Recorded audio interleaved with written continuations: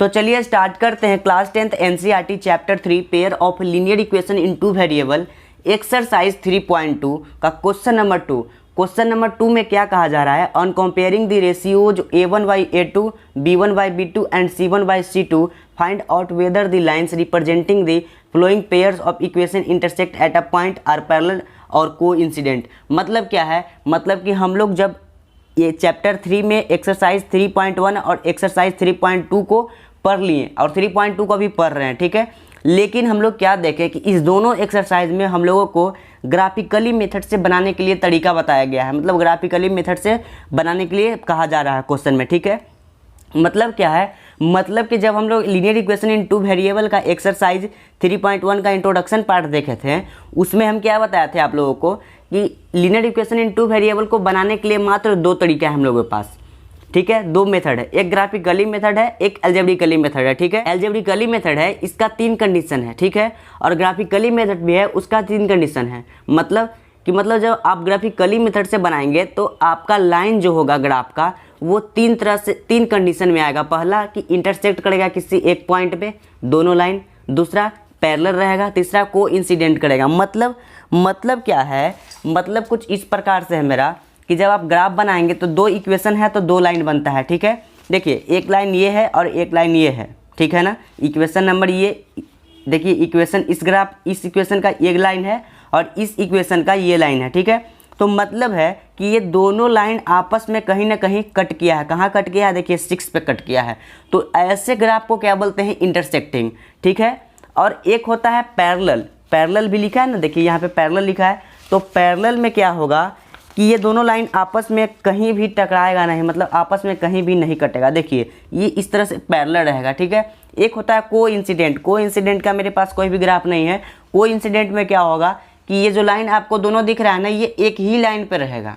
मतलब समझ गए आप, मतलब एक ही लाइन पे रहेगा। तो यही पूछ रहा है आपसे कि बताइए कि ये जो हम आपको इक्वेशन दिए हैं, ये दोनों इक्वेशन, तो आप इस रेशियो की मदद से आप ये बताइए कि इसका लाइन कैसा बनेगा। बात समझ में आया अभी? तो चलिए हम लोग कैसे पता करेंगे कि इसका ग्राफ कैसे, मतलब कि इस रेशियो से कंपेयर करते हुए हम लोग कैसे बताएंगे कि ये ग्राफ कैसा लाइन क्रिएट करेगा। समझ में आया बात? तो इसके लिए हम आपको इंट्रोडक्शन पार्ट में ही बता चुके हैं, लेकिन एक बार फिर से बता देते हैं आपको, बस थोड़ा क्विक रिवीजन। a1/a2 जब होता है, a1/a2 is not equal to b1/b2 के इक्वल होता है, तो ये होता है इंटरसेक्टिंग। क्या होता है, ये इंटरसेक्टिंग होता है, ठीक है ना। और एक बात और बताएं कि a1/a2 equal to b1/b2 equal to c1/c2 के इक्वल होता है। तो ऐसे कंडीशन में कोइंसिडेंट होता है। मतलब कोइंसिडेंट मतलब बहुत सारा सोल्यूशन मिलेगा। यहाँ यूनिक सोल्यूशन मिलता है, ठीक है। यहाँ पे बहुत सारा सोल्यूशन मिलेगा आपको। और एक होता है क्या, a1/a2 b1/b2 is not equal to c1/c2। तो इस कंडीशन में क्या मिलेगा आपको, पैरेलल लाइन मिलेगा। देखिए तो ये तीनों बात को हम यहाँ पे समझा दिए, इंटरसेक्टिंग एट अ पॉइंट को भी समझा दिए कि किस कंडीशन में बनेगा, ठीक है। और क्या बोलते हैं, पैरेलल को भी बता दिए कि किस कंडीशन में बनेगा, ठीक है। और कोइंसिडेंट को भी बता दिए कि किस कंडीशन में बनेगा, ठीक है। तो हम सभी चीज़ को बता दिए हैं। अब क्या काम है मेरा, अब काम है इसका सोल्यूशन करना, ठीक है। तो सोल्यूशन करते हैं। देखिए a1/a2 को लिखिए। a1 कौन है, पहला इक्वेशन का जो x का कोफिशिएंट होता है वो होता है a1। तो a1 हमारे पास 5 है। और a2 कौन सा है, ये वाला a2 होता है, मतलब सेकंड इक्वेशन का x का कोफिशिएंट जो होता है वो होता है हमारा a2। तो a2 क्या है, 7 है। चलिए तो 7 लिख दिए। अब आते हैं क्या बोलते हैं b1 और b2 पे। तो b1/b2 पे आते हैं। तो b1 क्या है हमारे पास, -4 है, ठीक है। बाई का कोफिशिएंट को बोलते हैं b1। तो b1 क्या है, -4 है। b2 क्या है, 6 है। तो चलिए 6 को लिख लेते हैं। और ये देखिए कैंसिल हो रहा है, 2 टाइम्स ये 3 टाइम्स, यानी कि ये हो जाएगा 2/3, लेकिन किस में, माइनस में, ठीक है। चलिए तो आप यहाँ पे कंपेयर कीजिए, इतना ही पे आपको कंपेयर करना है। अगर ये दोनों इक्वल हो जाए तो आगे बढ़ना है, अगर इक्वल नहीं होता है तो यहीं पे कहानी खत्म हो जाएगा इसका। देखिए a1/a2 को कंपेयर कीजिए, a1/a2 को कंपेयर कीजिए, ये 5/7 है, ठीक है। इक्वल टू लगाइए b1/b2 को इस प्रकार से। और यहाँ पे आप देखिए कि a1/a2 5/7 है, लेकिन b1/b2 -2/3 है। क्या ये दोनों इक्वल है आपस में, ये दोनों रेशियो आपस में इक्वल है, नहीं है। इक्वल कब रहता, जब यहाँ भी 5/7 रहता तो, है ना, या फिर यहाँ पे -2/3 रहता तो इक्वल हो जाता, लेकिन यहाँ पे तो इक्वल नहीं है। तो यहाँ पे नॉट इक्वल टू का साइन लगाइए और एक डब्बा में बंद कीजिए। आप बंद भी कर सकते हैं, नहीं भी बंद कर सकते हैं। बंद तो हम इसलिए करते हैं ताकि आपको आंसर साफ साफ दिखे, ठीक है।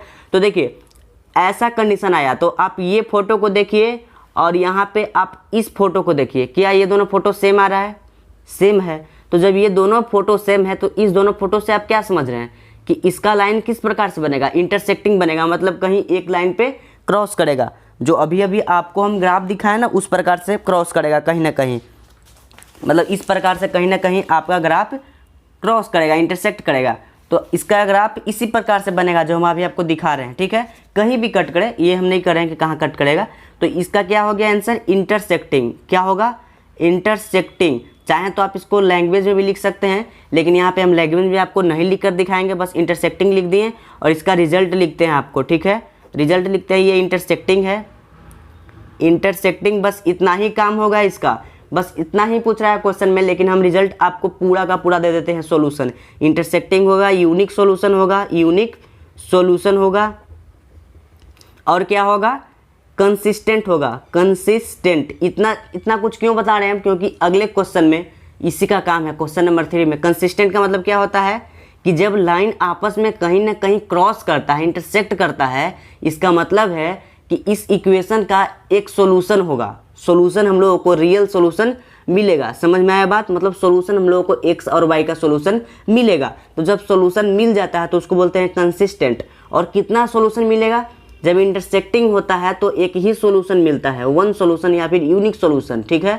और ये इंटरसेक्टिंग से ही हम दोनों को, इंटरसेक्टिंग हुआ जैसे ही तो हमको ये दोनों रिजल्ट पता हुआ। तो उम्मीद करते हैं कि ये वीडियो को हम बहुत अच्छे प्रकार से समझाए होंगे। जितना आपको चाहिए था उससे ज़्यादा समझाए हैं, ठीक है। आपको बस इतना ही चाहिए था।